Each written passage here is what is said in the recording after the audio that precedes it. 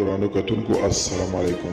زه محمد سلمان همدرد د حق غږ پښتو چینل خبري لنډیز کې ستاسو قربا اوس تاسو په امر اړوند د مهمو خبرونو لنډیز.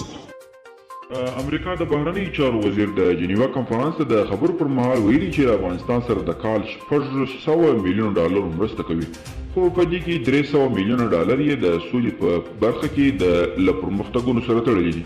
متقاعد امریکایي جنرال او د ناټو پخواني چارواکي ویلي که طالبان خپلو اوسنۍ فعالیتونو ته ادامه ورکړي نو راتلونکي یې روښانه نه ویني.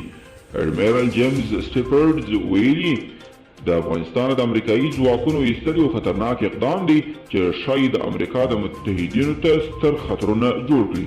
جنیوا کنفرانس له افغانستان سره د شاوخوا $13 میلیارډ مرستې په اعلان سره پای ته ورسید.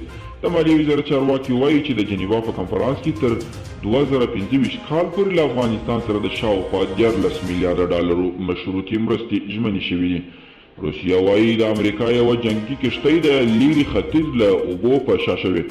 د روسیې دفاع وزارت وایي د متحده ایالاتو یوه جنګي کښتۍ وروسته را هغې د روسیې له لیرې ختیځ له اوبو په شا شوې چې خبرداری یې ورکړې وه. او سعودي عربستان د امنیت شورا څخه غواړي د حوثي ګواښونو مخه ونیسي.